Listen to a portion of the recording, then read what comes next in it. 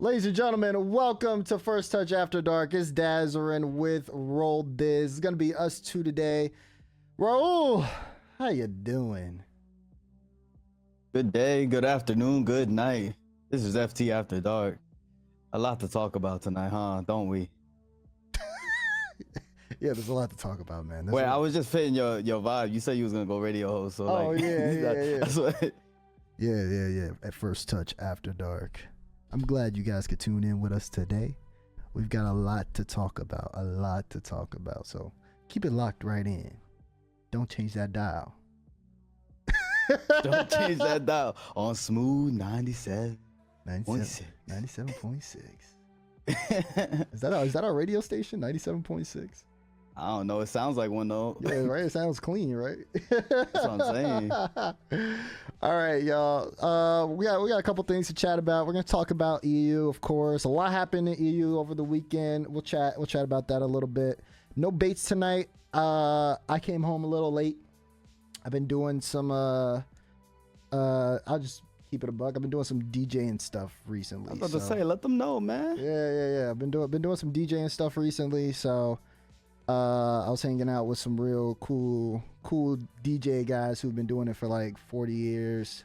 They were just giving me like the ins and outs of stuff, and it just kind of ran a little long. I didn't know when we were starting, so I'm a little late. Bates had to go to sleep, so because he has to wake up early tomorrow, so it'll just be us two for the night. But appreciate everybody who's watching the VOD and who's also tuning in to this stream live on my channel, twitch.tv/Dazarin. Appreciate it. Everyone in chat, we'll have we'll be taking questions at the end of the show today, of course. But yeah, just so you guys know, a little bit of a different vibe. First Touch After Dark always has a different vibe though, so not gonna be too crazy. I mean, first things first, we got to talk about it. EU this weekend, KC wins again. Before we even get into all of the extra, I just have to say that I've been on KC for a while. Oh my god! And I have. You can't say I haven't. You cannot say I haven't. Every event I've called them win. I called them win back to back. But the beauty of it all is the system. I keep saying this. I probably you said do say that a lot. I keep saying that, and I'm probably gonna say it on First Touch Wednesday. But K Corp is a system. If you watch them play, if you like really look at how they play, it's such a system. Where they try to set up for someone to do the individual solo plays, bring the ball upfield, make the defense scared. If he can pull out a couple of defenders, cool. If not, he looks around. Can I get boost? Can I get a bump? If I can get the bump, I'll go for the bump. If not, I'm gonna take their boost, rotate out. Meanwhile, the next guy up, that number 2 guy, is trying to do the same thing, and then they just keep it up on this continuous cycle, and it just kind of breaks down teams because they don't know how to handle it. Now, of course, there's better players that are at certain roles, right? I think Raul mentioned it. Addo, you were talking about Addo a lot over the weekend. Now, I was only with you when we talked about it on Friday. I didn't see Saturday, Sunday because of other stuff I was doing. But I mean, did it feel like the same thing kind of kept up? Yeah, Addo's crazy. It's crazy to me to know that you have the old Moist roster, the old Queso roster, 2 out of the 3, Vatira and Rise. They're going, like, I saw, I think GC tweeted it out, but they might go down as like the greatest duo to ever play the game.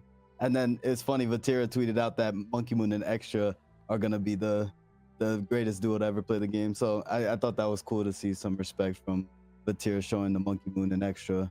But going back to Carmine Corp, yeah, it is a system. Like, you're right, this is like EU's machine. I'm waiting for Bates to call them the machine over there in EU because it's super structured. They got Vatira, who's the greatest defender, I think, in the game. I said he had 99 clamps. Like, you're not getting by him. If he's in net, it's not going in the net.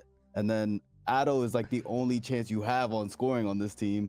But even if you score on them, then Addo's gonna get 2 goals right back. And it's like, all right, what can I do? I finally get a goal on you, and then Addo's gonna come down and hit like a flip reset off the ceiling and score, or open it up for Rise or Vatira to come in and score. It's disgusting. This team is ridiculous, man.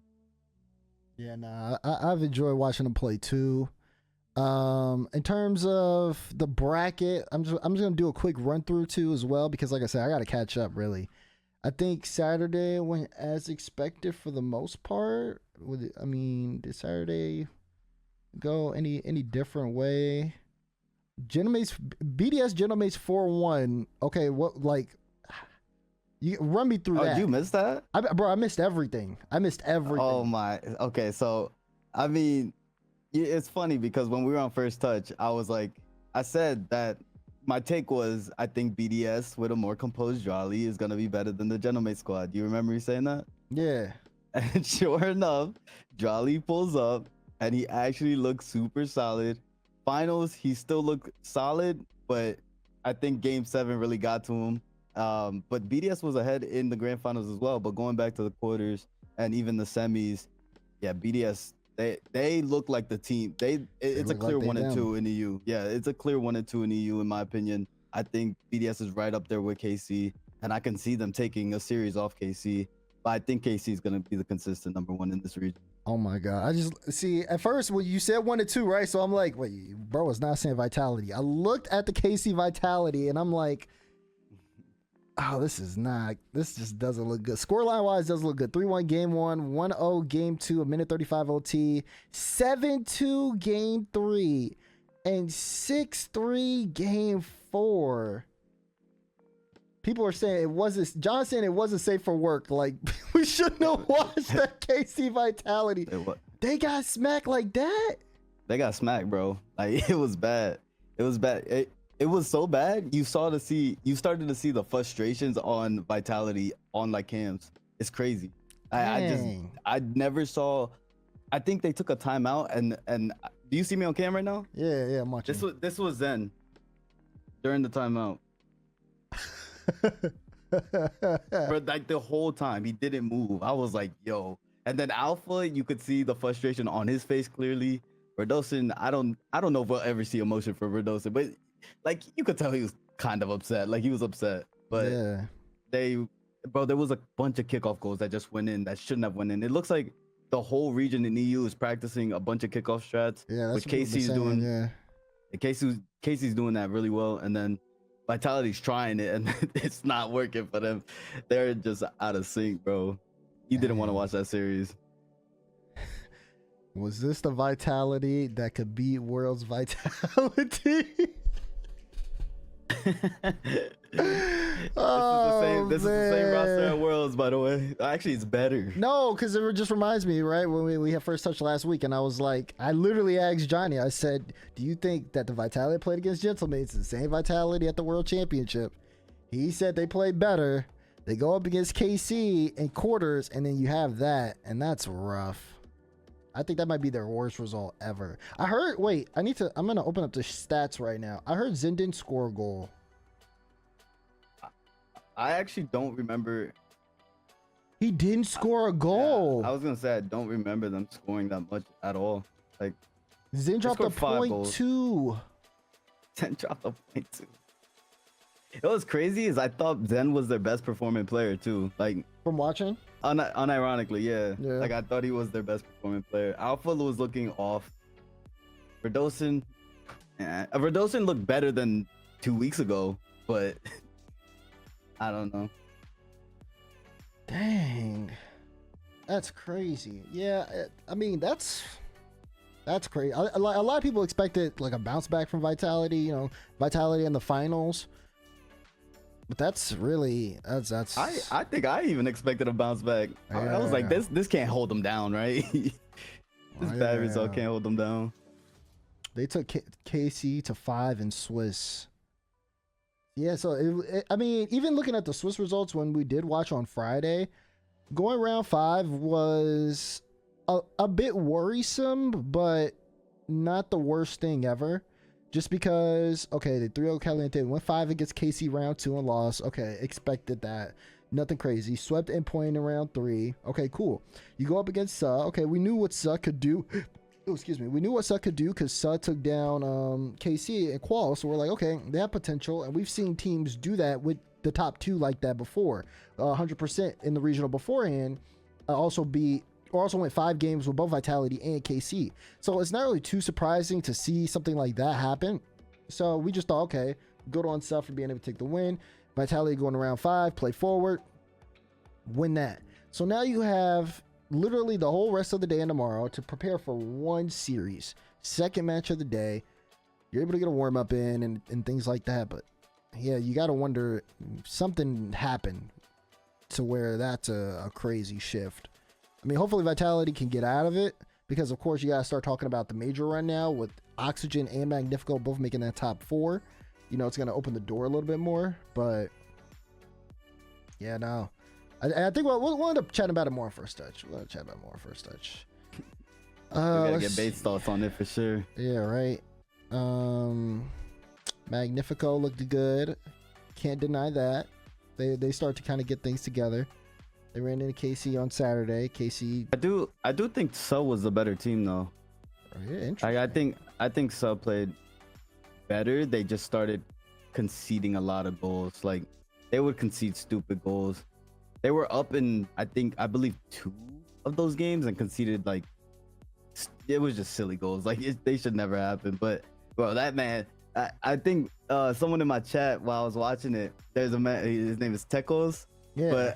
But someone said that Monkey Moon calls them tacos in 2, so we just started running with it. But that kid is the truth, man. He's the truth. I understand. Like I was like, I haven't heard of Mike Boy and Tho since JG was coaching them ever so long ago. JG not even in the scene anymore, and now this guy Tacos comes out of nowhere and he's just balling. Yeah, I remember Teco's name from way back when. Of course, just like I remember when I first saw like Mike Boy Tho, you know, back when we were doing like skirmish stuff like that. So I'm a bit familiar with the name, but yeah, this is big. Definitely, I think a lot of people, even John in chat, saying, you know, he just put himself on the map. People who watched EU Bubble knew who he was. I'm not saying I did, because then I'd sound like LeBron. But you know, I was aware of the name, but I'm not about to sit here and be like, yeah, you know, Tecos, yeah. I mean, you guys are just now seeing what we saw way back then. But no. So it's good that happened. You know, hopefully Sub can, you know, make a little run here, make things more interesting. But now, before I shift, because we are starting to open things up to the rest of EU. K Corp 4-1 Magnifico on Sunday to start off Sunday. Clean series? Question mark. K Corp versus Magnifico. Yeah, I think the quality was it wasn't there for Magnifico. Like there was it was just, you could tell like K Corp was gonna win. They had majority of the pressure. Like Magnifico tried, but they would concede. Like when they would get offensive attacks, it was just an overcommit, and then K Corp would get a goal on the opposite side. It was rough to see, but yeah. You see the potential of Magnifico. It's just I think they get overly eager on the offensive side of the ball, and then they can concede pretty easily. Let's see, and then K Corp BDS won 7. You said it. BDS was up in the series. I saw a couple of tweets. People were saying it's like matchup of the season. Was it like that? No, I was up in my chair. I got out of my chair a couple times during the series because it was that exciting. Was like I think you need to go back and watch it. Like yeah. I know you know what happened, the result of it, so it's not gonna be nearly as exciting. But some of those games were just like neck and neck, and Game 7 OT. Game 7 went to OT, so. You gotta go back and watch that. Yeah. I bet I'll check it out. Probably do something like on stream later. But okay, that's dope. So then that's where you get the whole BDS 1 and 2 because of how close they matched up against KC. Valid, definitely valid. Okay. So we've kind of talked about, you know, we've hinted at it a little bit here. Stan, what in this event kind of impressed you the most? Is it a specific player or just something that you know you just kind of saw that it was just like, yo, we should pay attention to this? Honestly, I think a Tao for Carmine Corp. There's a couple players that kind of stood out to me. A Tao from Carmine Corp solidifying for me personally top 3 in the world. I think he's that good of a player, especially offensively. I think he's the best offensive player in the world right now, currently. BDS, I think Exotic stepping up to be this this Batman or Robin or whatever you want to call him, but like he's elevated his game from the off season. Everybody's saying that he looked like this last season on K Corp. No, he didn't. Yeah, they were saying he was overshadowed by Vatira. Sure, maybe, but like he's not doing what he's doing with Monkey Moon right now. And just like Monkey Moon being able to just pick up these players like Drawley and Exotic, he just has this eye of talent, or eye for talent. He could just pick up somebody and still make grand finals with anybody pretty much. But when it goes to anybody in top 8, I think with Tacos has been the biggest eye opener for me. Yeah, Tacos was balling, man. Yeah. Okay. I will say I'll say BDS for me. BDS performance. I think I hit on it a little bit last week on First Touch, where I said, I think we had a little, me and you probably had like a little bit of a back and forth about like Drawley getting like situated and stuff like that. But to see it happen as fast as it did, I think that's what I would say is a big surprise thing. I thought maybe we see it at the third event or something going into the major. Maybe they sneak in, still do another top 4. Or even though they made it to the finals. No, because once I saw the bracket, I knew they were going to the finals.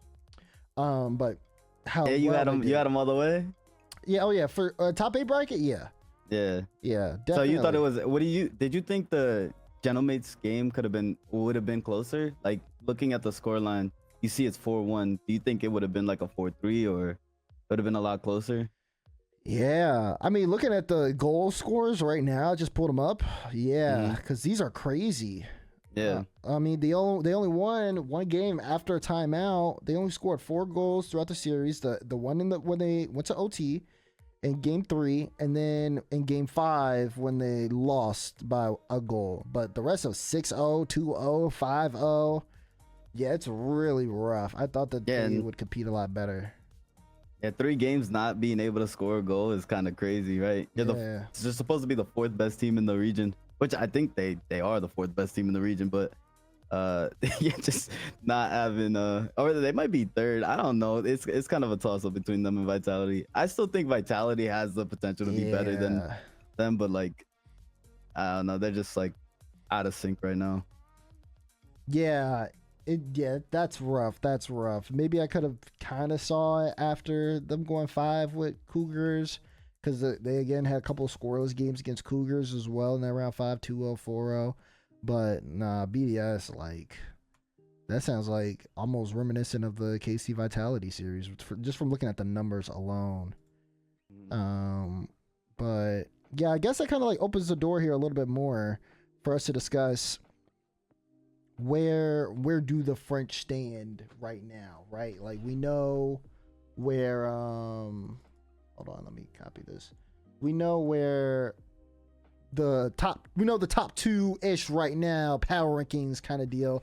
I mean, K Corp always seems like it's number 1, and then we're putting BDS in that 2 spot, so to speak. I mean, we'll probably have a little bit more debate around that.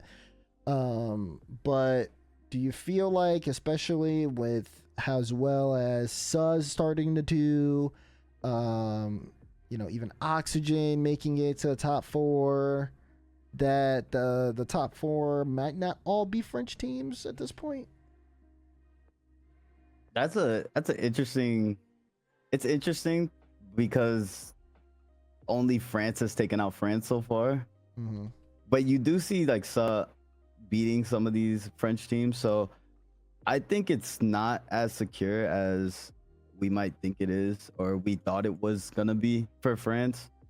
And I think it's only a matter of time before these teams actually start to watch some tape and probably start to get better. You see Oxygen improving, Sus coming out of nowhere. They're looking good. Magnifico, a couple overcommits away from taking a couple more games. I don't know if they're actually gonna beat Carmine Corp, but yeah, I don't think it's as secure as people think. But yeah, I'm gonna say that it's not gonna be a top 4 for France. Maybe that 4th spot's up for grabs. Depends on Vitality, honestly. I think that's valid.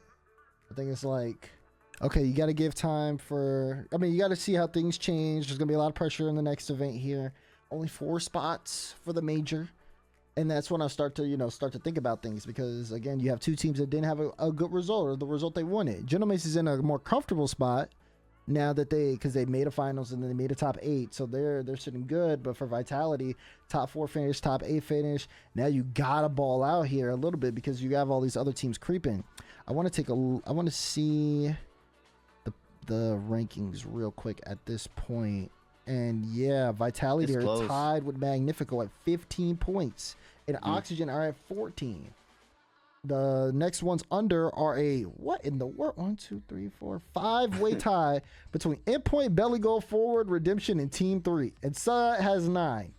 So yeah, that 4th spot is not really safe. Gentlemates is doing pretty good. I think Gentlemates could clinch, maybe with a top 8, definitely with a top 4. But it's gonna be close, man. We could not see Vitality at the major. That's crazy to think about. They gotta clean up whatever's going on, because they're all looking. They just look out of sync, man. I can't believe that, because it's happened to so many rosters in Rocket League where you have such a great performance, and then, bro, 3 tournaments into a major, into Worlds, you win all of them. 6 months, 7-month break just destroys everything. Like now we're questioning their ability to compete at the top, because and it's not on-field performance. Like their on-field performance is dictated by the off-field stuff. Like we can clearly see them just being disrupted, or like they're just disgruntled on cam. Like they're just mad at each other, super frustrated. Yeah, there been a couple people saying that it might be a coaching thing. You know, a lot of people are saying Farah is doing good work at KC, and maybe also Vitality lacking Farah could be the case. Well, I mean, do you think that there's some weight in that? It's hard to tell, though. I feel like that's always hard to tell, because you never really know what a coach does. You know what I mean? Yeah, you don't know what a coach does necessarily. Like we see that Farah's impact from team to team, so we can like judge that Farah is doing a lot even before games start. If you go back and watch, that's like he's right before the game starts. On that whiteboard. He has everybody turned around looking at him. He's drawing on the whiteboard, or he's just like talking to them, and you could tell he's like passionate about what he's saying. The players are intently like listening, and then they all turn around with smiles on their face, getting ready to play the game. And you can see that his impact is being felt, and his players are taking what he's saying and working with it. Like they're great to work with, right?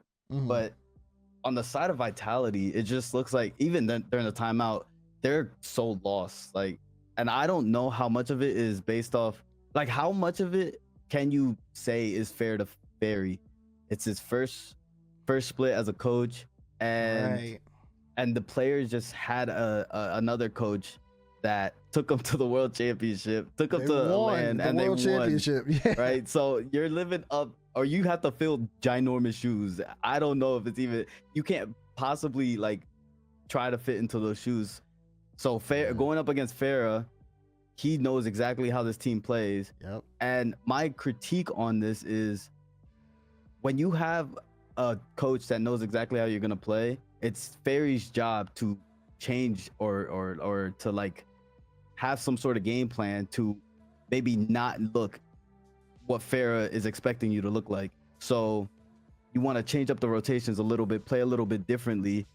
But sometimes the players, they're so used to winning one way that the second they start losing, they want to go back. They want to go back. Yeah. So then everybody gets off the same page. You start to lose respect for your coach after losing a certain amount, and then it's just a spiral.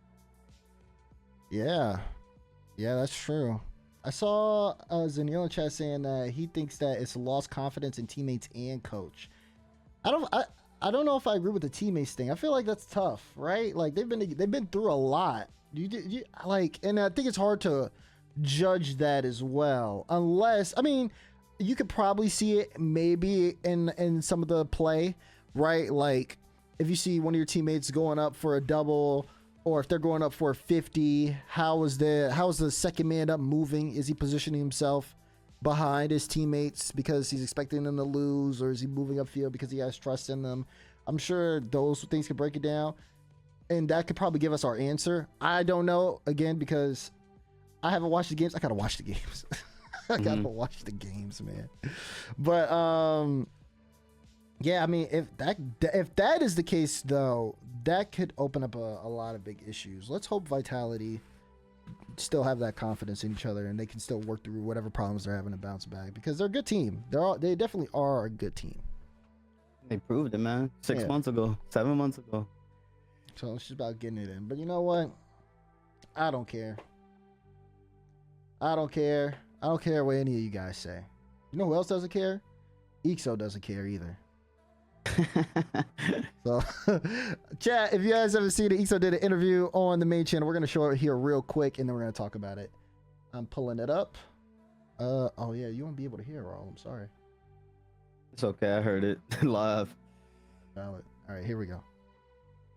I mean, if you guys as well were looking at the future of Oxygen, your peers rated you around the 5th spot, they were thinking, coming into the season, and when everyone's doing their ratings on that lovely sheet that we sent you all. Do you think that's a fair spot for you guys to be in, or have you got the ambitions to, you know, make the majors and further on?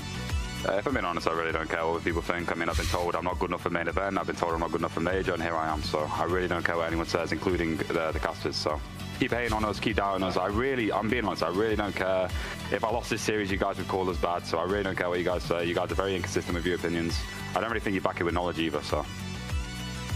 Well, I feel attacked, and I'm going to make sure that everyone on the desk also feels attacked. Thank you very much, Eekso, for having a chat. Congratulations on the win, and we'll see you tomorrow. I mean, if you guys as well were looking at the future... Ooh, it's replaying. So that was what Eekso had to say. He doesn't care. He doesn't care, Rolf. Simply doesn't. I like that attitude. I can't even lie. I mess with it so heavy because when I was a pro player, I had the same sort of attitude because I was always the underdog going into things. So I mess with that, Eekso. Like you really have to just believe in yourself and believe in your teammates at the end of the day. That's the only way you're gonna beat some of these titans in the region. So you should have that attitude moving forward. Yeah, exactly. I feel like as a caster myself, I feel like I understand, because I gotta be careful. I understand where he's coming from. I do understand where he's coming from. I remember when I initially watched it, and the first thing I thought of, I was like, "Who are you talking about? You better not be talking about me." Hold up. Nah, but when I initially watched it, definitely was like, "Wow, okay." But I get it. If you looked at Oxygen, we've had watch parties where we've watched them. If you look at it, you know, we always are looking at Archie, we're looking at Oski, we're like, okay, these are great players, and then everyone's just kind of like, okay, is Eekso playing well? Da, da, da, da. And I get it. Like, as a player, that can be really frustrating to hear, especially if people are making statements about you and it's very clear they aren't watching the game. Yeah. As a commentator, I just to be very clear here, commentating Rocket League is really hard because if you try, like, and you'll understand it as soon as you try it. Even as a player who has a lot of experience, following the game and watching every single person's car, what they're all doing, what the intention is behind it on both teams, while also watching the ball, while also explaining the game to people who are bronze, there's a lot to keep track of. You're not going to get everything, which is valid. I try my best. I've been learning a lot, and I think that that's definitely translated in my work. But I even understand, okay, I can't please everybody. I'm going to say something here that the bronzes are probably going to like, that the pros are probably going to hate. I'm going to say something that the pros are going to like, that the bronzes probably aren't going to understand. But I got to try to do what I can and appease as many people as possible. So, yeah, you know, that's just that. But even then, because I'm not saying it out of defense. What I'm saying is, even then, despite all of that, it's totally valid for a player, any player right now, to not care about what a commentator is saying or anything like that. Of course, it's cool to play into it. We've seen people play into it before. I mean, we literally just had a First Touch show with Johnny and Reddles where they end up going back to back over statements and things like that, which is totally valid. But also, I think your biggest thing as a player is just to be focused on your craft. Who cares about what everybody says? You out here to play and you're here to win. That's what should matter more than anything. So I thought it was dope. Yeah, I want to go back to like what you're saying about casting and everything. It is a lot harder to. I even catch it myself, like doing watch parties and stuff. If I'm not paying attention to the game, then I'm not catching what every single person is doing. But I have to intently, which I have been doing, I've intently been watching to judge these players, that new names that I'm seeing and even old names that are coming up now. This is why I'm so much more passionate about what I'm saying about certain players, because I truly am watching the games for what they're doing. And sometimes when you're casting and you're not, like, you are doing play-by-play, you're catching on to what's going on the field. Sometimes you're only seeing like the goals. You're not watching someone do something off ball, because the cam is not always off the ball looking at like Arsenal chasing some guy in the net that is going to create open space for his two teammates. Like, we never catch those plays, and that's why those players are so vital for their teams, but they don't get recognition. So if a caster says something that maybe they're in a bad position one time and they get caught off guard and make a mistake, then they get criticized on air for it. And then that's where it's out of context, but you don't see the other positive plays that they're making on the field. So I could see how it could be valued both ways, but casters can't catch every single thing that's happening on the field. True. They're only showing what's on the camera to them. That's true, and that's just in the game. Now, of course, there's also those conversations where it comes out of the game, because I'm only speaking from in game, but there's also those things where you look outside the game, outside the broadcast, what people are saying on Twitter, so to speak, or maybe like on their own channels about XYZ, you know, oh, I don't think this guy's, you know, doing so well, and maybe, but I don't know. I don't necessarily feel like, and I understand players being like, okay, why are you coming at me specifically? You know, I'm trying to do my role. I'm already feeling bad that we lost. Now I gotta see this. But then there's like things that could also sometimes be, you know, some people think we're taking things to a next step, like like the lowlights thing, the NA lowlights thing. I'm just saying, I don't know if you want to go into that now. We don't have to go into that now, but you know what I'm saying?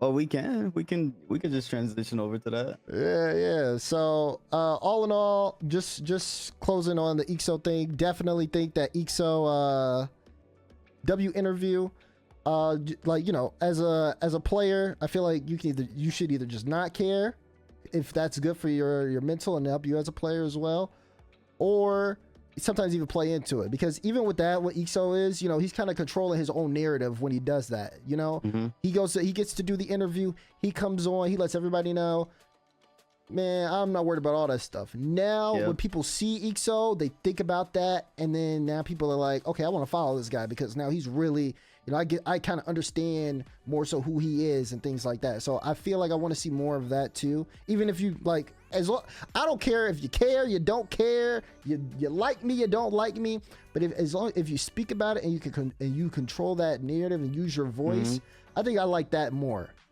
I'm open to interviews if anybody wants to do an interview. I'm just letting you know, it's in my line. I think it's in my line. But yeah, that's where I'm at with that. He's definitely made a fan out of me. I can't lie. I love to see that sort of attitude when it comes to players. Like, they're super confident, and they don't care about the judgment that's coming from outside sources. So yeah, keep doing your thing, Eekso. So speaking of some of the outside judgment and sources, let's talk about NA being attacked on the main broadcast. Okay, there's a 3-minute 16-second video. We're gonna play it really quickly. This was on the EU pre-show on Saturday before Magnifico and Sa kicked off. Got you guys. I believe that's every region outside of Europe. We can move on to the next topic here. Sorry, are you guys joking? We're actually going to ignore that North America had their entire. Well, I wasn't ignoring them. I just forgot to put together a package you guys for them. All right. Don't worry. Yeah, that's my bad. I So, assembled all the clips that we need from North America. Oh, did you? I got all their best plays. Thank you, Stumpy. Don't worry, goodness, guys. Stumpy. Right, let's see the North America recap. All right, let's see what they got over. Let's see what they got. Stumpy. I'm excited for this. Yeah, it was brilliant. Yeah. thank you for doing that, by the way. I forgot. Right. Yeah, don't worry about it. Yeah. Honestly, wait. they've looked fantastic. Stumpy. Okay, it's a nice. No, they've looked great. There, Beast I mode, guess. dead on target, no problem. Cheese, very cleverly avoiding the ball there to give Daniel a chance. I like kickoff goals personally. Whoa, what's that? Stumpy. Bit of a Stumpy, what is this? Stretch on that one. Fakes, they're faking. That's the thing, they're all faking. Don't worry about it. There we are. And Trees doesn't need a ball touch. Doesn't need to get the touch on the ball. Chicago didn't have enough boost there to get it, but Chronic very cleverly outplays him, you see. Nah, I see what Stumpy. This is. It has to be. There's no way this is the top plays. I don't believe Stumpy. They're all rotating back to net. What do you mean? it was very Look, a brilliant demo, and then Cheese couldn't quite shoot on the open net. They're tough. They're hard. They're awkward. I'll give you that one. They are hard. Open nets are very difficult. And not really that way is Stumpy. Yeah. I've done that. Yeah, before. but it's clever. Myself. It's a clever one, yeah. That, again, impossible shot. First, I couldn't quite get it. Oh, so it's always really awkward.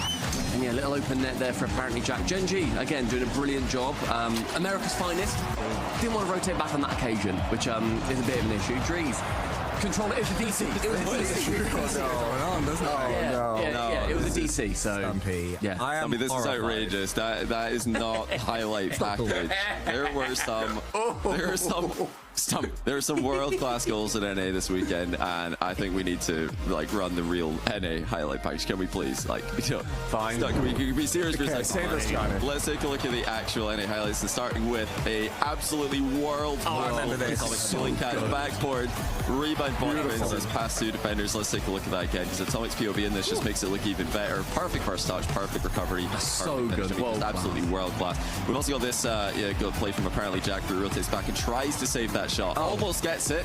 We've also got another view here. First killer tries to intercept it. I think that's Chronic actually. Good try. And Great even first killer gets demoed. But look at this recovery. Grabs the boost, and that It's the nearly same helps him play. get back to save Atomic good. shot. So all these are great plays from Zendy here. But look at also beast mode. Boost steal while Atomic scores the goal. One play, bro. And Daniel, just in case That's the Atomic only doesn't score this goal, he's back. So just a whole sequence of great plays. They're world class. World-class play in That North was America. world-class. Well, all of that world. I'm cutting this off. That's the only play they show, bro. The NA highlights is Atomic. Just one play from a bunch of different angles. So we gotta catch every single. Yo, put a camera over there. Just I saw it, and my initial reaction was like, "Bro, are we for real?" Because okay. Before I say something, what were your thoughts? What were your thoughts on it? well, I saw it and I was like, "There's no way they're actually doing this right now before the EU." It's gonna happen in every single series, or not every single series, but you're gonna see sloppy plays in every aspect of Rocket League. It doesn't matter who's playing. And sure enough, this regional, hindsight 2020, bruh. It happened this regional. Bro. It happened all over this regional. This regional was messy as well. So EU was just as bad, if not worse. I'm not gonna lie. That Vitality series was such karma from that. It was such karma from that. Because I was sitting there and I was like, I don't know if we've ever done something like that on the main broadcast. The closest we got to it was I did something during NA regional. I don't know if it was NA regional or it was a major, but I had an idea of something, and it was like the investigator or something like that, and I was like, things aren't as they seem, and I was like making fun of bad plays. And I remember this because everybody roasted me for there was only one play that was bad, and everyone was like, "Oh, Dazzler, you should not have done memory dirty like that. He was put in a bad spot," and which is fair. I'm not, I'm making the mocking face, but it was definitely fair criticism. Ooh. But I ended it with a picture of a bright light, and I zoomed out, and it was Stack's ball head. So I thought that was funny personally. But besides that, yeah, I think I saw a couple of people saying, "Oh, we got to see the EU one now. Let's see the EU one." And actually, we have the EU one. Someone made an EU highlights literally almost 24 hours ago. Which That's actually, insane. yeah, it's actually pretty interesting. And hey, we're gonna play it right now. So let's check it out. We're getting the worst team in the entire tournament, Carmine Corp, the 16th seed. So let's see if they can pull off an upset. They've already tried to pick a kickoff, and it's resulted in a goal. It's my favorite day of the opening. Jacob took them 3.5 minutes to get this game started. Maybe Farah was just a little bit. Will they be able to keep it? I mean, but we've always seen KC bounce back, so I mean that'd be cool if this was a loss. Well, that's for big sure. word from. We might be getting 5. You don't see this too often. The disconnect From sound is the pace. crazy. We spoke about Sar liking to play quick, liking to keep that ball in. It also seems very obvious. Is he trying to fake everyone out? Oh, it's absolutely shambolic. Lights clip. Like the how he four-man spams commit. Everton gets out towards Vatira, not where he wanted it. Alpha stuck on the goal. This is so difficult. For circling the edge of the box, looking for small boost packs, misreads the overhead bounce. Fine, we can, you know, one game at a time, we can win this. Let's see what they've conjured up in that timeout. Game's down in the best of 7, and they've gone for the worst kickoff strategy of all time.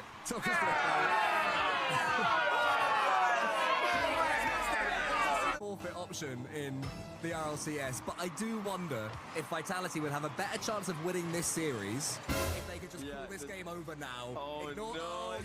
They lost it, but they lost the opening 2 games there. Bounced back in game 3 to score 5. That was one of the See, goals it's they very let difficult in? across an entire series, let alone a match. As Exotic moves in.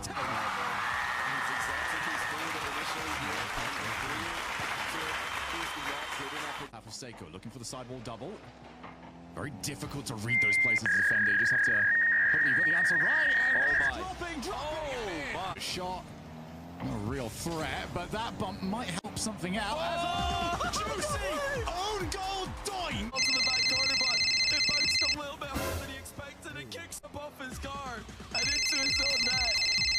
Last event, it's not like he's been the problem here, apart from that one absolute killer of an own goal. And oh no, they've done it again. Monkey.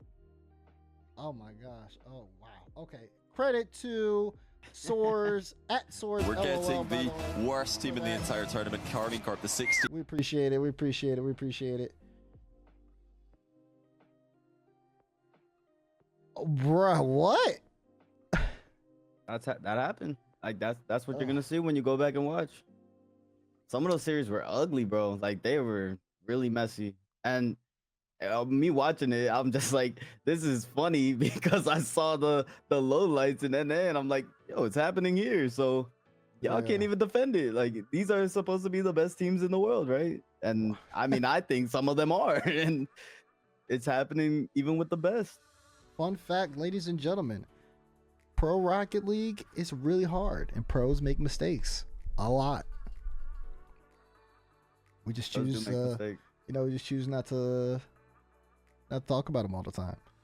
But yeah, no, that was pretty bad. That was pretty bad. I'm not gonna lie.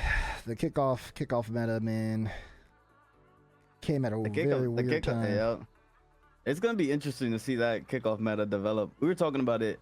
I was talking about it on stream. We could talk about this, expand on it more on First Touch on Wednesday, but because I want to hear T-Base's thoughts on it. But imagine a world where like coaches are developing a bunch of plays for the different positions on a kickoff.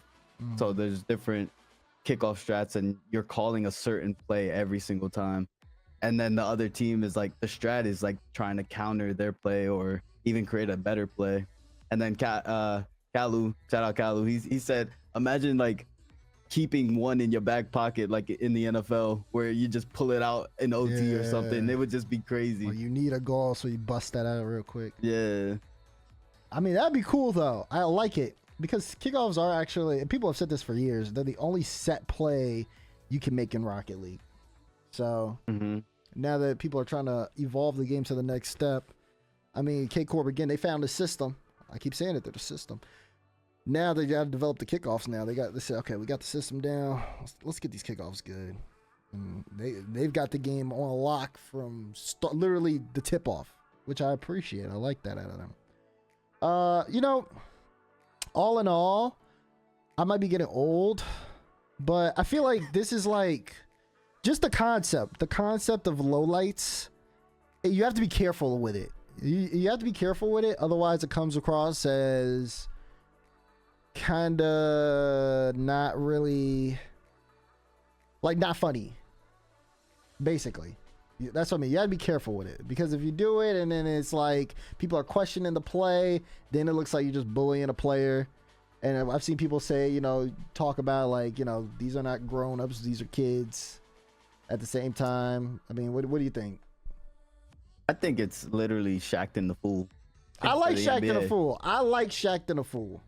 I think it's entertainment for the fans. It normalizes pros. Like, it actually normalizes pro players. Like, they mess up too, right? They're not perfect, and you shouldn't expect them to be perfect. So when they mess up, why not poke fun at it rather than absolutely criticizing the player and be like, why did he miss that? He's a top player. He gets paid this much. He should never miss that. Instead, you're like, yo, he missed it. It's kind of funny, right? You see pro players in quals, if they own goal, I know Turbo's Cheeks is notorious for own goaling during the quals. They just laugh at it every time. That's what like a healthy mindset is kind of like when you're playing at a top level. If you own goal, you kind of like laugh it off. You're like, all right, my bad. Like, let's get back to it. The second that your teammates literally take the own goal serious and they start heavy sign or something, you lost the game. So I think it's like, you poke fun at mistakes, and mistakes are gonna happen, man. You just gotta bounce back. It's how you bounce back always. Yeah, that's true. That's true. So I could get that. I feel like if you do it, if it's a consistent thing and you're making like a consistent little run, you know, the plays, the flops of the week or whatever you want to call it, then I could kind of get behind that, because then it's just like, okay, just so you all know, people make mistakes. Because at the same time, I feel like there's I don't know the right word. It's not like a barrier, but kind of like a line where, you know, there's some people who are like, no, like this comes off as super unprofessional. But then if we take the professional route and then we go to criticism, then it could also be like, oh, well, you guys are just bashing a certain person. You know what I mean? Yeah. So I feel like there's like a balancing act there, because ideally you don't want anybody to feel bad, but that's impossible in the world we live in. Somebody's gonna feel bad. So it's just like, okay, how do you make this come across the best way possible? And I feel like that can just be more of like, all right, you know, as long as this is presented as something that's definitely like a fun thing and no one should take it too seriously or personally, then I feel like that's where it comes across and people can really like lean into it and enjoy it. But as soon as somebody's like, bruh, for real, then that's when it's like, all right, bro. I don't know. I think being too professional it's like, it can become stale sometimes. Like, you wanna have some fun sometimes, and yeah, I think the main reason it's being extremely criticized is because it's coming at it like the timing is weird, because it's EU kind of making fun of NA players or plays or whatever, and now EU region, like, it's like hyping up EU. All right, this is what's gonna happen in EU. Like, these are the best teams. Clearly, we saw that you see a bunch of tweets happening from even NA players saying that EU's the best region by far, whatever, yada yada yada. So then you see that happening in NA, especially on Championship Sunday. So now you're watching all the hiccups happen, but then it happened in EU. So I think it's like, it's fair if it's poke fun. If we poke fun at every region, like, and just normalize like every single, as a collective whole, like, these are the top mistakes of or something like that. But it doesn't have to be taken so serious, in my opinion. Fair, valid. Of course, everybody let us know what you think as well on that one. So of course, you know, it's First Touch After Dark. You know, we've hit the Rocket League stuff. We've done that part. Now it's time to transition over into the IRL part of the conversation. I'm sorry, this is so funny. First things first. How many bodies is that? I'm sorry. That's crazy.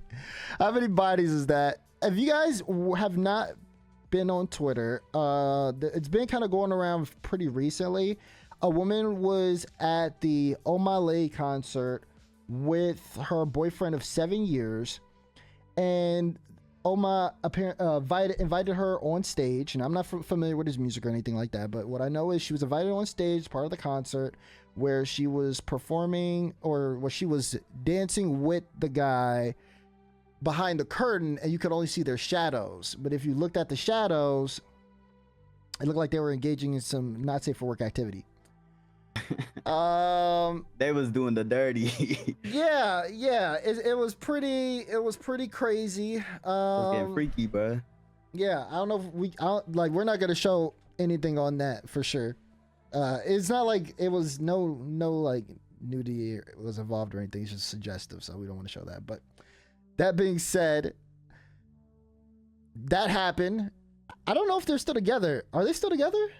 Surely not, right? I don't think. I hope not. I don't think they are. I hope they aren't. I hope bro left that situation, because hey man, you know, I know some people are into that, but yeah. Some people in chat are saying they aren't. What would you do in this situation? I'm going, bro. I'm going. I am out of there. Like, she will not hear from me again. Like, I'm not playing around either. That's it. I'm done, bro. I'm done. I'll be like, you have a good life with him. You know, I thank you for showing me who you are. You know what I'm saying? And that's it, man. That's all it needs to be. That's all it needs to be. What you doing, Daz? 7 years is a long time, man. 7 years is a long time, but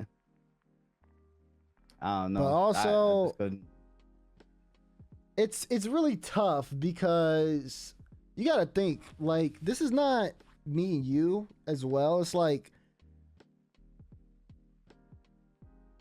you got, like, these people are living normal lives, and then the situation thrust them into the world view. The guy said it wasn't actually 7 years. Oh wait, he confirmed that it was a couple of months.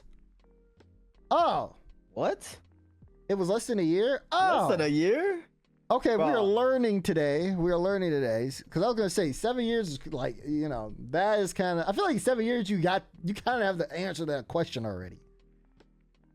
Like, at least a little bit. Like, you guys have enough stuff developed to where you can handle tough situations. 7 years. Okay, hold on. Now I got a question for you. So 7 years, and you would still kindle the fire?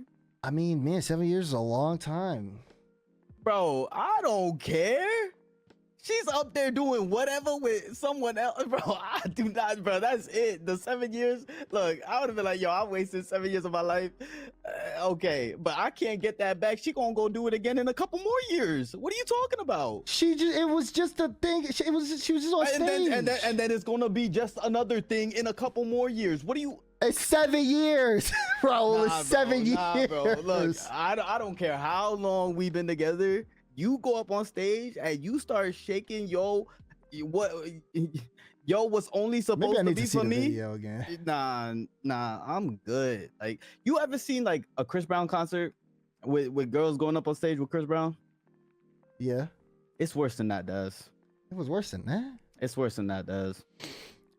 Yeah, too. And then it's yeah. I mean, yeah. Because I'm just putting myself in that situation. Because I remember seeing the part of the video where, you know, you see it on the thing, and then the camera's like right at the boyfriend. He just sitting there. He like, because there's nothing you can really do. He's just staring up there. He's just, yo. If I'm in his shoes, I'm leaving. Yeah. I don't even like the artist no more. Like, I don't like his music. I don't. I'm done. I will never listen to a song again. He lost a fan. That's bad. Yeah. There was a clip of her asking girls after the concert how bad it was. They said it was very bad. Yeah, because he was like upset. Like, bro looked like he was hurt. I would have been hurt. And it doesn't matter if it's a month, or a month. Yeah. Like, cause you there with me, right? You there with me. Like, I get it. He's a celebrity, you know. I'm thinking about, I'm putting it in our shoes. Like, say we go to like a Drake concert or something. No, you can't say a Drake concert. You gotta say like a SZA concert. You gotta say like a SZA concert, bro. That's more in our situation. Like, that's more if the roles reversed. No, I'm not saying roles reverse. Oh, bro. okay. What you saying? I'm saying like we are in his shoes. Oh, Like, okay. You go to like a Drake concert and Drake calls your girl up and starts doing that. Are you? I'm gonna be hurt. Exactly, bro. I don't know who I'm gonna question though, because I feel like I'm gonna question Drake first. Drake, why would you do that? What do you mean, Drake? Why you gonna question Drake? Because we already know what Drake's about. Because I know Drake for so long. Like, Drake, I've been listening to music for this long. That's how you gonna do me, Drake? You just say you know Drake. Like, Drake, I've been listening to you since like before you came out with Take Care of Drake. Like that's how you finna do me, bro. Like that's what you gonna do me. Right? You acting like y'all Drake, boys, bro. man. Y'all compare me to Drake so much. Like I feel like I know him after that. I'm dead. Okay, but all things considered, yeah, no. If it was, I couldn't listen to the. Oof, I can't take my girl to a Drake concert if that's what's gonna happen, bro.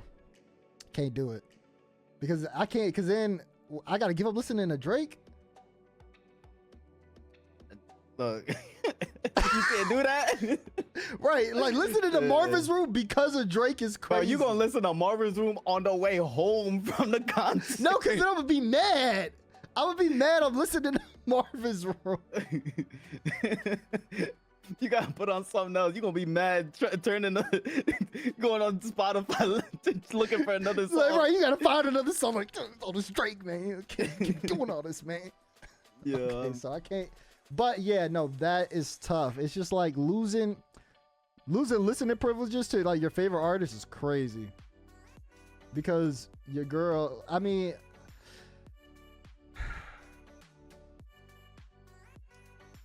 Yo, okay, it's I gotta ask you though. Go ahead. Roles reversed. Roles reversed. You and your girl at a SZA concert.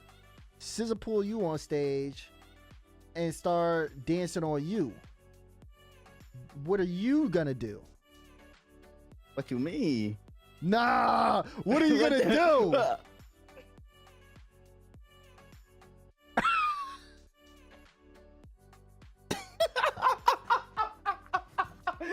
What do you mean? What do you mean? SZA? SZA? See, you ain't no better than that girl. You ain't no better than that girl. I didn't claim to be. What's wrong with you? Nah. See, this dude. Okay. I see where your loyalties lie. God. Hey, she gonna have to stop listening to SZA. That's tough. That's tough. Shawty's love SZA. That's tough. That's insane. That is insane. Okay. All right. Okay. Well, I know where we stand on that. Hold on. What about you? Me? I'm looking at my girl for permission first, bro. She got like we making eye contact. Okay. Like you know what she finna do. Okay. And then you know what I'm gonna be doing? I might be up there. If my girl can be okay, I'm gonna be up there, but I'm gonna be looking at her the whole time. You gonna be giving your girl eye contact? I'll be looking at her the whole time. Nah. You see me, right? Nah, bro. You see me, right? This man. You see me, right? I'm right here. Me and you. There's no way, bro. SZA gonna be on your bones and you gonna be like. I'm locked. I've been closing my eyes, but my eyes closed. I'm sorry, bro. Me and homegirl, whoever I went with, is not my girl no more, and she's not getting eye contact from me at all. Like I said, she gotta give me her permission first. If she don't give me her permission, I'm not going up there in the first place. Okay? I am tell SZA. She could be holding my hand and be like, I can't do it. Find somebody else. I can't do it. No, I can't. I can't do it. I'm at my eyes closed. I can't do it. But if my girl give me permission, I go up there. I gotta do something. Maybe I gotta close my eyes. Something. She gotta know. You know what I'm saying? Hold on, yeah. Hold on. Someone brought up a great point. She gonna tell you to do it, but it's always a test. She gonna tell you you can go do it, but best believe when you get home. Best believe when you get home, it's over for you, buddy. It's over for you. You just making excuses. She don't even dance like you, babe. Like, let's be real. Like, you know, look, you know what's gonna happen then?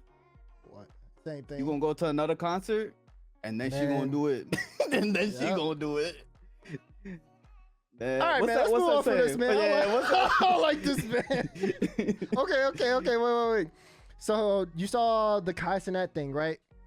Mm-hmm. Where he reached out to the girl on stream, was like, "Yo, like I didn't really hear the conversation, but basically, from what I saw from the comments, people were saying that he reached out to her, asked her to come on stream.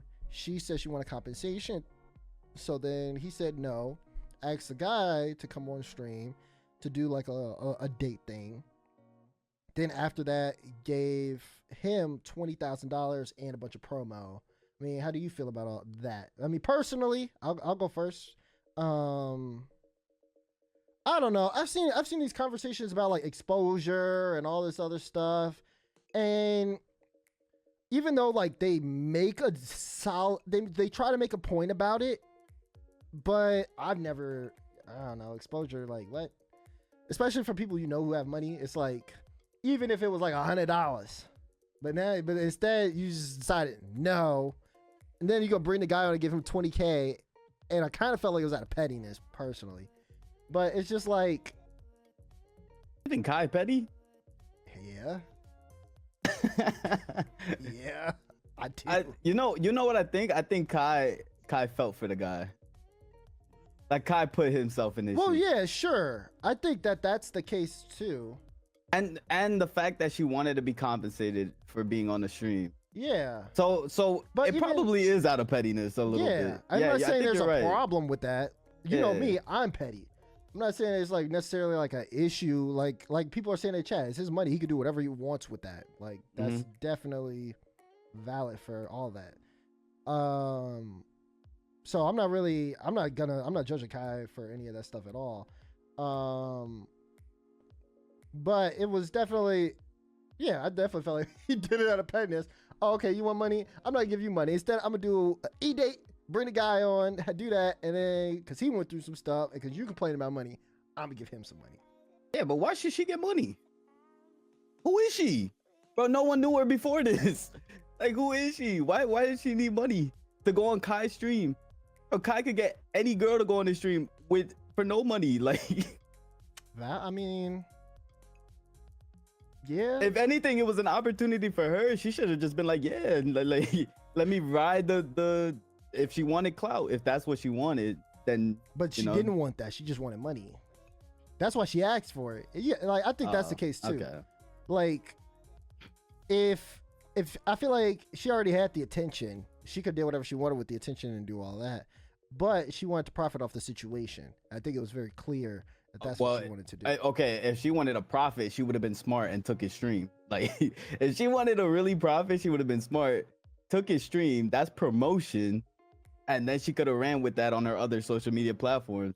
But just not doing it at all I think is because he didn't offer money up front. I think she just doesn't know how to invest well, I guess. Yeah, that's true. All right. That's definitely fair. But I've seen now there's a bunch of different like narratives on Twitter that I don't really want to get into about the whole thing. I think, much respect to Kai just trying to like involve either of them anyways, like just bring them on the stream and being able to talk to them and all that stuff. Like, regardless of who went and who didn't. I think that like him reaching out to the girl first, cool. Okay, couldn't make that happen. Reached out to the guy, like I think that's cool. So,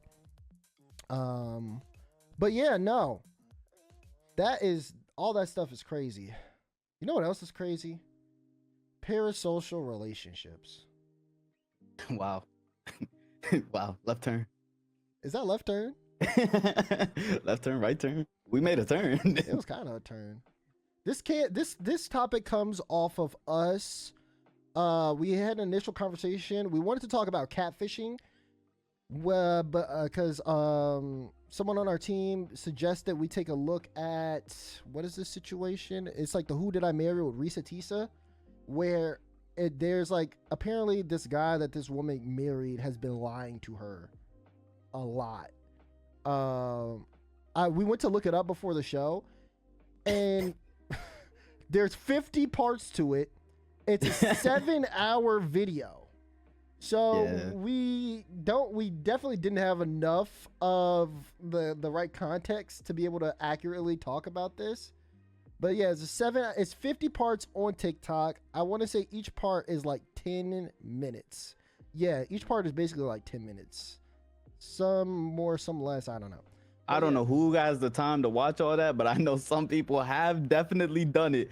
Some people in this world are Honestly, nosy, bro. Like nosy. Yeah, honestly, I'll probably watch it, but I'm watching it in parts. Like I'll get to part.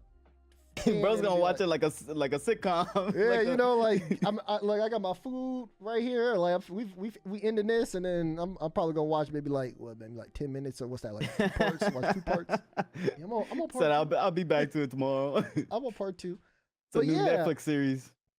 But yeah, I think that, there's definitely cases, even in there's times where in our dating lives, I feel like, I don't know if it's happened to you specifically, Raw. Have you ever matched with somebody on a dating app and then you've gone to meet them and then they're just not the same person?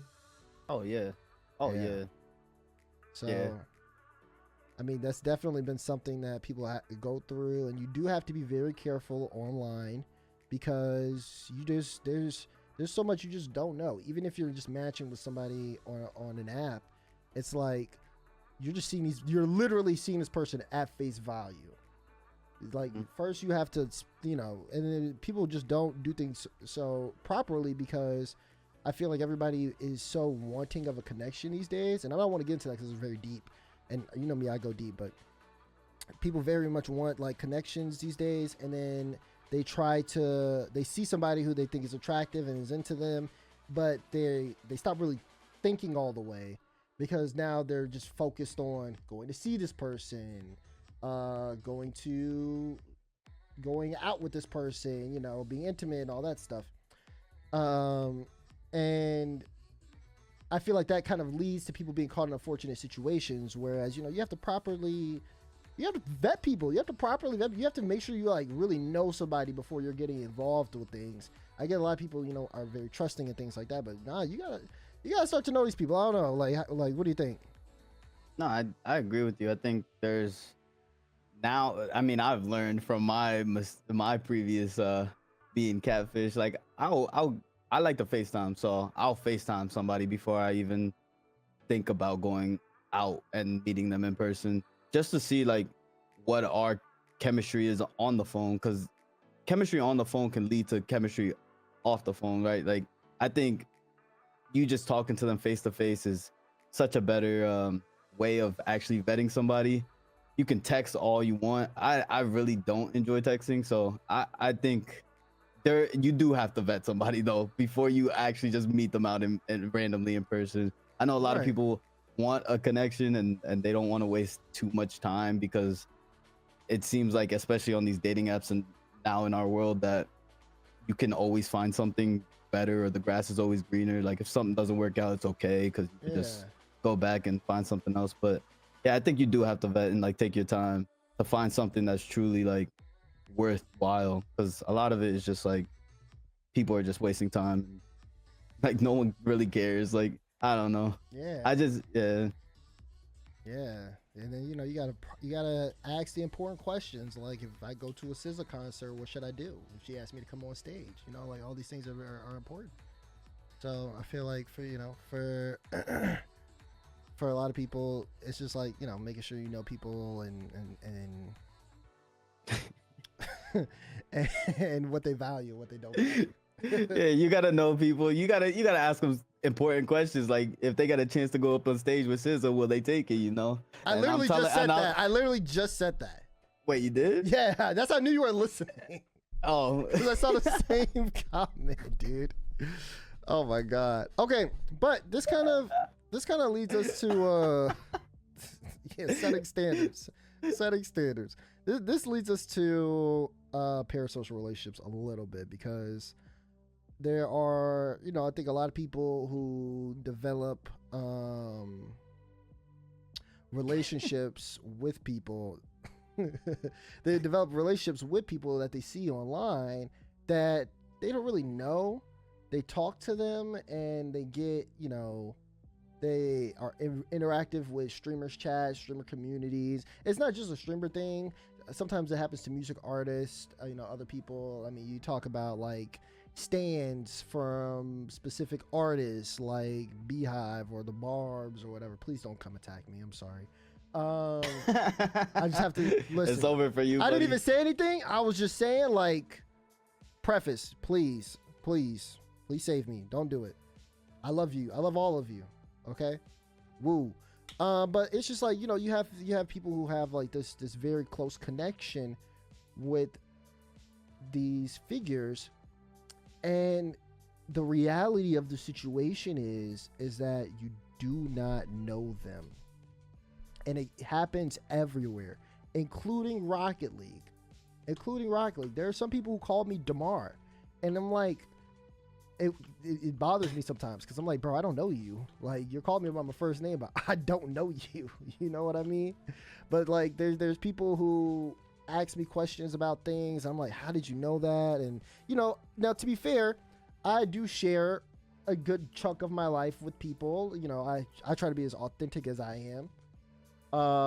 But even for me, being either in the Rocket League community and just seeing people and, seeing them on stream, but also hanging out with them at LAN, yeah, I can tell these are two totally different people. Yeah.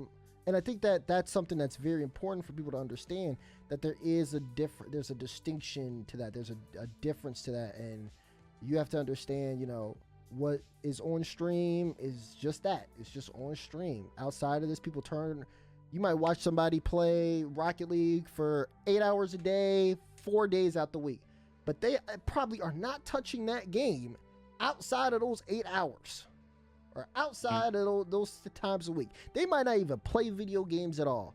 They might like to go golfing. Let's go golfing. They might like to, what did you say, Ron? They like to get on a plane and jump off it. You just go skydiving sometimes. Skydiving, So I think that is very important for people to understand. But I mean, I don't know, like that's where I'm at with it. Just like, you have to have some separation here and understand that, it's like a lot of us get on and we're trying to entertain. I agree. I think there's been a couple of times, especially at LANs, where somebody's called me Raul and I've had to ask them, like, I'm like, who are you? But I think that's like a part of like your connection with your fan base, or even the people that are coming into your streams. The only thing I would ask personally is to like introduce yourself with, like, you can call me by my name, that's fine in my opinion. Like, I think it's okay, but just like say who you are right afterwards. Yo, Raul, what's up? It's me. And I've had a couple people do that, so I appreciate when they do that. But like, I agree with you. Sometimes it's like, you're like, yo Raul, and I'm like, yo, what's good, bro? Like, yo, nothing much, this and that. And I'm like, all right, that's cool. Who are you? So it's always like this awkward, like, I don't want to say like, who are you, or who am I talking to, or like, yo, what's your name? Because then it feels like I'm being disingenuous, not knowing your face, but at the same time, I don't know your face. So yeah, it's really weird to balance it. I think the biggest thing, like, okay, so for me, for example, I'm the same way. If people want to say my name, especially if you've been in my community, you've been in my stream a lot, and then you're like, for example, we have Mango in the chat. If Mango was like, yo, what's up? Like, what's up, Daz? What's up, Damar? It's me, Mango. I'd be like, yo, Mango, like, what's good? You know what I'm saying? And come and like chat, and we could talk about whatever's going on, because I've seen his name a lot. I've interacted with his name a lot. That's cool. It's cool for me to finally be able to put a face to a name. Like, that's dope. But that's like, for me, it depends on location. So it's like, if we're at the event space, then like we're at the venue, wherever the major's at, or the worlds or whatever, then it's like, okay, yeah, cool. Come up to me, please. Anybody, you come up, talk, you can say whatever. Well, probably don't say whatever, think about it a little bit, because I'll judge you. But you can also just like, say whatever, need some sign, cool, take a picture. I remember one time this guy asked me to sign his baby. That was in LA, and I didn't do it. Next time though, if someone wants me to sign their baby, I will sign their baby, but Sign their baby? Yeah, like on the forehead, like write my name on the baby's forehead. I should have done it, but I was really like, it was my first, it was the first land with the crowd. It was my first land with the crowd. So I was like, ooh, I said, I don't know if I should do that. So I just I left it there. That's a diehard fan right there. I mean, I haven't seen that fan or that child since. So dang, bro, you. I don't know. You was the only person they wanted their baby signed by, and you denied them that. That baby's gotta be like 3 years old. Imagine like the baby's like 2 or 3 now, and it's just like, yo, I'm back. Bro, lost a fan from Rocket League, man. I lost a fan because I didn't sign the child. Yeah, right. Like maybe I meet the baby when it's older. Okay. What if the baby becomes an RLCS player, bro? That'd be dope. Like, my dad told me that dads would never sign my forehead. Be like, you win this major, I'll sign your head, kid. But that's in like 20 years. Yeah, no, but that's what I'm saying. Like crazy stuff happens sometimes at events, and like cool, like that's fine. All that stuff, cool. For me though, you've definitely seen me like this, Raul. I'm a different person off camera. I am like, if you see me on camera or talking about anything related, very active, very loud. Maybe not as loud as Bates, but in my own way, I talk a lot, have something to say, very reactive. Off camera, when I am at the hotel, if you found our hotel bar by whatever means, and you go there, you see me there, there's a high percentage chance that unless someone is talking to me, I'm probably just sitting by myself with a drink. Well, that was back in the day. I don't really drink as much anymore, but I'll definitely be sitting at the bar, like to myself, and just headphones on, got some headphones in, and I'm probably looking at tape or just studying something. But I don't really I don't really converse too often. Work takes a lot of energy out of me, a lot of like it does kind of like, I feel very drained when I'm done being on the show. So I spend a lot of time, as much time as possible, just like sitting, just kind of like recharging and things like that. So if you come up to me and you're expecting the same, yo, what's up, Dazzer? And you're expecting, yo, what's going on, bro? Yo, like, yo, it's good to see you. How you doing? You're not going to get that.